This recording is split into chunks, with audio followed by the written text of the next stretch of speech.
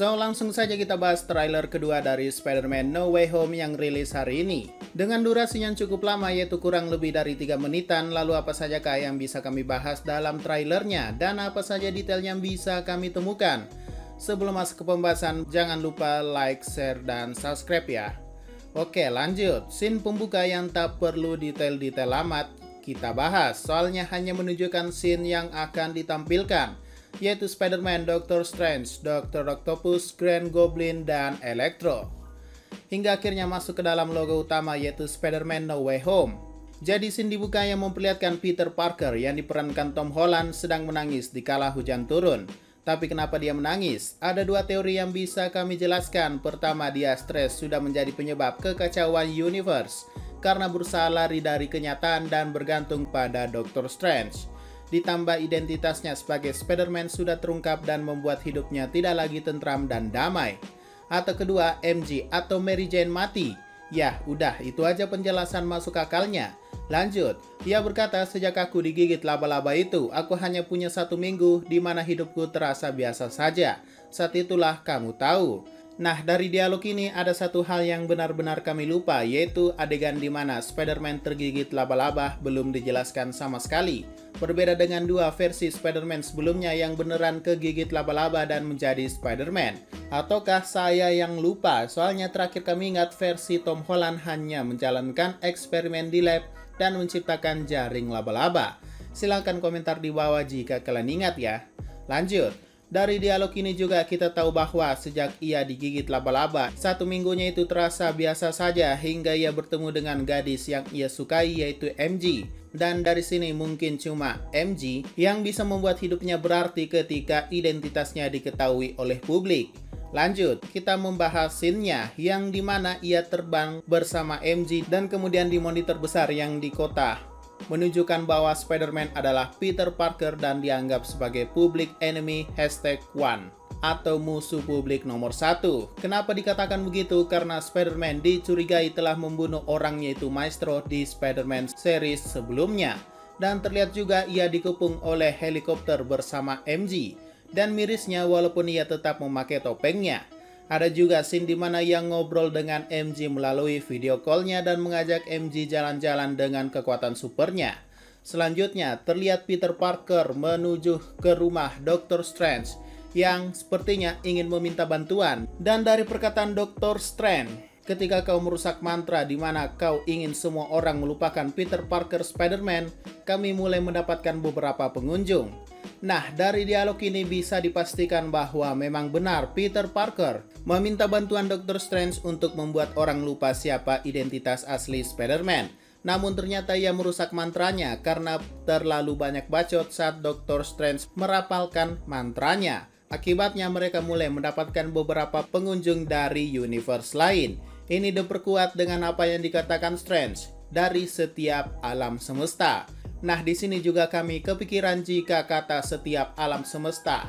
Jadi apakah pengunjungnya? Misalnya 7 orang, berarti universe Marvel ini hanya ada 7 alam semesta. Ataukah bisa lebih atau kurang? Ya entahlah, ini masih menjadi misteri. Lagi pula jika setiap universe kedatangan tamu bisa kerepotan Spider-Man, bahkan dengan bantuan Doctor Strange sekalipun. Kita lanjut, scene yang menunjukkan rapalan mantra Doctor Strange tampaknya berhasil namun gagal di saat bersamaan dan memperingati Peter. Lalu ada bola lucu dan imut dari Green Goblin yang siap meledak, dan itu dia, Green Goblin muncul dari kepulan asap. Terlihat juga pada malam hari di mana Peter menggunakan kostum hitam Spider-Man-nya dan sedang melawan listrik kuning. Dan Dr. Octopus yang menggila dan menyerang Peter di jalanan. Tapi yang unik dan perlu dibahas di sini adalah ketika Dr. Octopus mulai memojokkan dan menangkap Peter Parker, ia berkata, "Kamu bukan Peter Parker." Nah, maksudnya apa? Bukannya dia adalah Peter Parker, tapi kok dibilang bukan? Inilah mungkin salah satu bukti bahwa Tobey maupun Andre bisa saja balik menjadi Spider-Man di film ini. Karena jika varian Peter Parker dari universe lain memiliki muka yang sama, maka tidak mungkin Dr. Octopus tidak mengenali wajah Peter Parker. Yang artinya bisa saja Peter Parker dari universe lain memiliki wajah yang berbeda. Dan ya, lebih dari satu Spider-Man. Nah, jika kita sadar ada lebih satu Spider-Man, lalu bagaimana jika ada lebih satu Dr. Octopus juga? Loh, kok bisa? Ya, kalian perhatikan. Saat menangkap Peter, ujung mesin capitnya itu sedikit berbeda. Kenapa sebelumnya hanya berwarna metal biasa, tapi sekarang tiba-tiba jadi berwarna merah? Apakah Dr. Octopus ini berbeda? Nah, balik lagi, banyak orang yang mempercayai bahwa Dr. Octopus ini memang benar dari universe Tobey. Ini dibuktikan dengan pemerannya yang masih sama, yaitu Alfred Molina.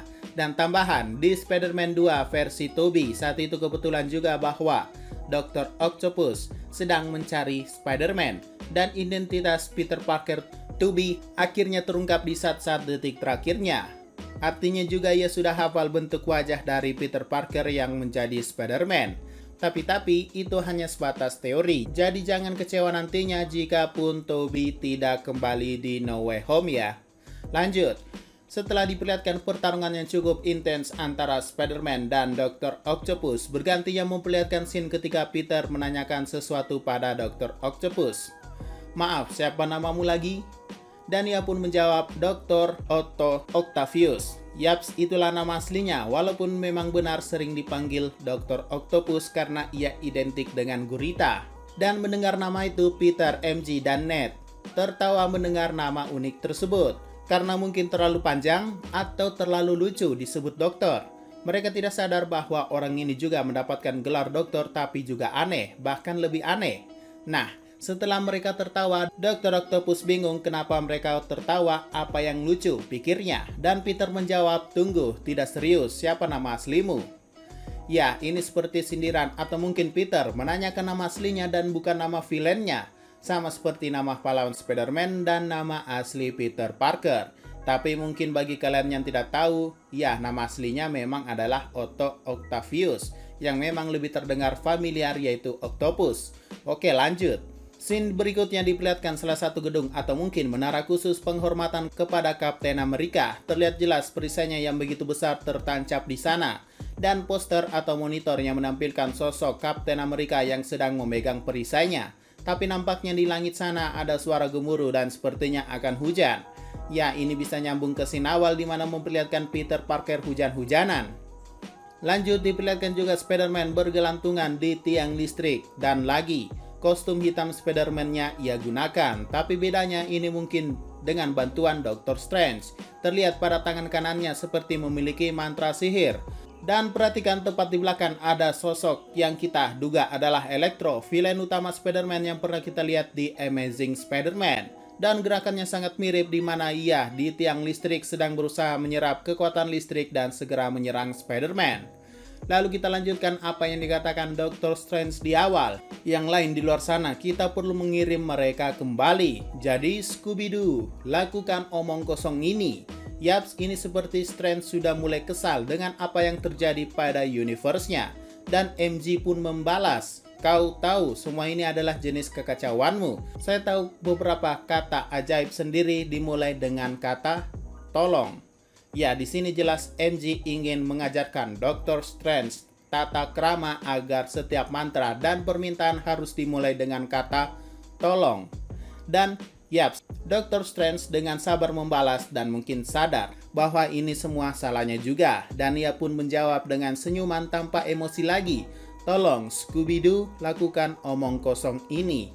Dan berlanjut, Spider-Man kostum hitam menerjang pada malam hari. Dan sebuah logo This Christmas yang artinya akan tayang pada bulan Natal yaitu bulan 12 atau Desember nanti. Dilanjutkan scene di mana sebuah pasir yang mengelilingi sebuah gedung dan terlihat juga ada petir atau listrik. Dan terlihat ada beberapa mobil polisi dan mobil wartawan yang dimana kita tahu bahwa itu adalah Daily Bugle yang merupakan surat kabar tabloid di kota New York City. Nah, di sini kami akan sedikit berteori bahwa dari beberapa petunjuk yang ada, sepertinya scene ini ada di sebuah bank. Kenapa? Ingat, pasir identik dengan Sandman dan Sandman dalam kisahnya di Spider-Man 3 versi Tobey. Ia itu ingin mencari uang dengan cara tidak halal demi putrinya. Begitu pula dengan listrik yang identik dengan Electro, yang seingat saya di Amazing Spider-Man, Electro juga menggunakan kekuatannya untuk mencuri uang. Jadi dari sini kita bisa bayangkan bahwa Sandman dan Electro bekerja sama untuk mencuri uang di sebuah bank. Ah, jangan kata mencurilah, merampok lebih tepatnya, dan itulah kenapa ada mobil polisi beserta Daily Bugle yang ingin menyaksikan fenomena aneh tersebut. Yang kali ini juga case-nya adalah J.K. Simmons. Ya, orang yang sama yang main di Spider-Man versi Tobey dulu. Entah kenapa dipilih menjadi orang yang sama, tapi yang pasti dia bukan dari universe lain. Soalnya di Spider-Man Far From Home, wajahnya sudah muncul di publik. Dan juga sepertinya aktor yang dipilih sama karena akan digunakan perannya yang mungkin sangat cocok. Palingan perannya tidak jauh dari Quicksilver yang ada di WandaVision, di mana aktor yang sama tapi beda peran. Oke, lanjut. Dari sudut pandang jauh terlihat memang Sandman dan Electro sedang mengacau di kota dan Spider-Man yang sedang bergelantungan di sana. Oke, sekarang kita akan mendengarkan apa yang dikatakan Dr. Octopus, bahwa kau terbang ke kegelapan untuk melawan hantu, dan Peter pun membalas, apa maksudmu? Nah, dari sini kita tahu bahwa Dr. Octopus tahu apa yang sebenarnya terjadi hingga membuat pernyataan tersebut kepada Peter. Dan apa maksudnya melawan hantu? Apakah benar Green Goblin, Sandman, Electro adalah orang yang telah mati? Jadi teorinya mengatakan bahwa Green Goblin tidak mungkin muncul kembali, versi Tobey akan terbantahkan. Soalnya mereka hidup kembali dan mendatangi universe Peter Parker yang sekarang. Ya, maksudnya kurang jelas juga di sini. Dan yang mengherankan kenapa Dr. Octopus tahu. Apakah dia berbohong atau mencoba menipu Peter? Soalnya kan sebelumnya diperlihatkan ia dikurung di sana. Atau tidak, jangan-jangan semua super villain tersebut adalah teman dari Dr. Octopus dan berasal dari satu universe saja. Ya, siapa yang tahu? Oke, lanjut. Scene-nya memperlihatkan Spider-Man akhirnya mengaktifkan mode pembunuhnya. Artinya saat melawan Dr. Octopus jelas benar-benar menyusahkan. Tapi uniknya di sana juga ada helikopter yang artinya pertarungan antara dua manusia super ini sedang direkam dan disaksikan oleh publik. Dan dilanjutkan kalimat Dr. Strange, mereka semua mati melawan Spider-Man, itu takdir mereka. Nah, dari sini timbul beberapa macam asumsi dan teori liar. Jadi, what? Mereka sudah mati melawan Spider-Man, tapi pertanyaannya adalah kenapa mereka kembali hidup? Nah, itu dia yang akan dibahas lebih lanjut dalam filmnya. Lanjut, scene-nya memperlihatkan Peter berusaha menangkap bola ledakan Green Goblin. Nah, entah apa ini aksi nekat atau bagaimana. Atau jangan-jangan Peter berusaha melindungi seseorang. Dan jika diperhatikan lokasinya sama dengan kemunculan Sandman dan Electro sebelumnya. Ya, dilihat dari posisi mobilnya. Jadi apakah Green Goblin, Sandman, dan Electro sedang bekerja sama untuk merampok? Ataukah sekedar ingin mencari Spider-Man? Seperti yang dilakukan oleh Dr. Octopus. Dilanjutkan dengan scene Dr. Strange yang mengatakan maafkan aku nak. Dan dibalas oleh Peter, ya aku juga. Dan dibalas lagi oleh Strange, jangan. Sambil diperlihatkan Peter yang berusaha mengambil kotak kubus milik Strange. Jadi apa maksudnya? Apakah Peter punya perasaan kepada villainnya dan tidak tega bahwa takdir mereka adalah kematian seperti yang dikatakan Strange? Tapi kenapa Peter punya perasaan dan siapa dia? Apakah itu Dr. Octopus yang terlihat membantunya karena sebelumnya memberikan informasi? Ataukah jangan-jangan ini adalah momen Strange ingin mengembalikan mereka semua dan setelah itu takdir mereka adalah kematian? Dan Peter tak terima hal tersebut. Ya, cukup rumit memang jika Spider-Man melawan Strange. Ini dibuktikan bahwa Spider-Man berulang kali mencuri kubus tersebut dan ditahan oleh Strange.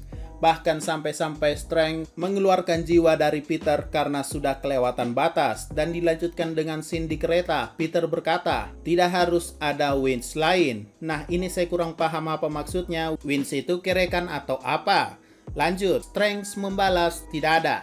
Ada bahaya bagi alam semesta kita. Ya, sepertinya Strange dan Peter sedang berbeda pandangan. Dan di sisi ini sepertinya Strange ingin mengembalikan semuanya seperti semula. Tapi Peter menolaknya. Padahal Strange hanya ingin alam semesta ini aman tentram. Dan diperlihatkan beberapa scene lagi yaitu Baby May. Ya, entah kenapa ia dimunculkan di sini sambil berlari. Jadi apa yang ia kejar? Atau apa ia dikejar? Lalu Peter yang lagi-lagi tertangkap oleh Dr. Octopus dan diperlihatkan sangat jelas bahwa empat capitnya itu ada motif warna merahnya. Dan Spider-Man yang berusaha menghindari serangan Electro. Dan inilah dialog Electro, kamu tidak akan mengambil ini dariku. Sambil melepaskan serangan listrik pada Spider-Man. Yaps, kalau dilihat dari wajahnya, Electronya bukan dari The Amazing Spider-Man ya. Dan dari dialognya, apa yang Peter berusaha ambil dari Electro? Apakah itu adalah sesuatu yang bisa mengembalikan universe seperti sedia kala? Tapi dari scene berikutnya malahan aneh, Electro sedang menyerang Dr. Octopus hingga membuatnya jatuh.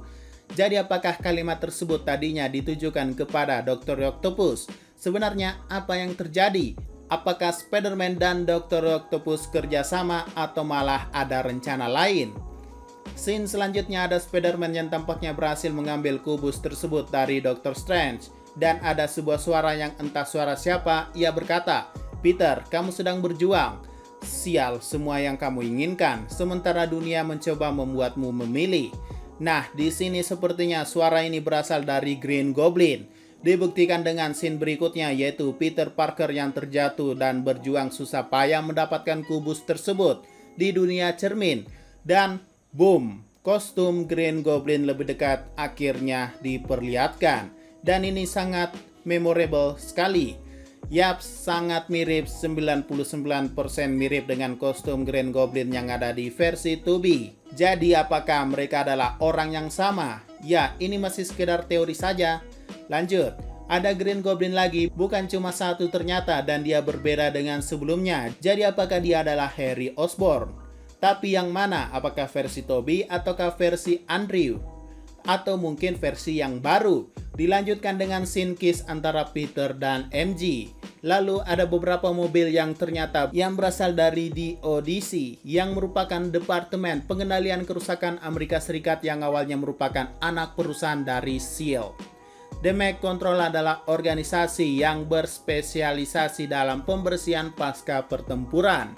Nah, ini bisa jadi bahwa pasukan ini bertugas untuk membantu Spider-Man mengatasi ancaman dari dunia luar alias alien, karena mungkin mereka tak bisa menangkap maksud dari universe lain. Lalu ada Happy yang sedang berada di mobil, entah apa yang ia lihat. Dilanjutkan dengan sebuah ledakan besar yang terjadi di tengah laut yang memiliki gedung tersebut. Kalau diperhatikan, apakah itu gedung yang sama sebagai penghormatan Kapten Amerika?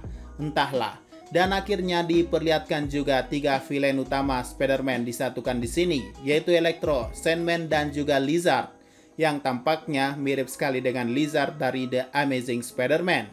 Dan dilanjutkan dengan dialog Peter kepada Bibi May bahwa, "Ini salahku, aku tidak bisa menyelamatkan semua orang." Yap, sepertinya adegan di mana Bibi May berlari adalah untuk menemui Peter. Dan akhirnya Peter mengakui kesalahannya, bahwa ternyata keinginannya untuk membuat semua orang lupa bahwa dirinya adalah Spider-Man berakhir dalam kekacauan yang gila ini. Dan akhirnya scene berlanjut di mana MJ jatuh dari gedung tersebut dan Peter berusaha menyelamatkannya. Jadi apakah ia selamat? Mengingat Spider-Man Tobey berhasil menyelamatkan pacarnya, tapi tidak dengan Andrew yang menyelamatkan pacarnya. Tapi kali ini bagaimana? Dan muncullah logo Spider-Man No Way Home. Dan ditutup dengan scene Peter yang bertanya apa yang terjadi, dan Dr. Strange membalas dengan wajah cemas. "Mereka mulai datang dan aku tidak bisa menghentikan mereka." Nah, dari raut wajahnya sepertinya Strange sangat ketakutan apa yang akan terjadi selanjutnya. Jadi apakah ini lebih mengerikan saat bertemu Dormammu, ataukah lebih buruk dari ini? Lalu siapa yang akan datang dan tak bisa dihentikan? Apakah Thanos baru, ataukah sang penakluk yaitu Kang?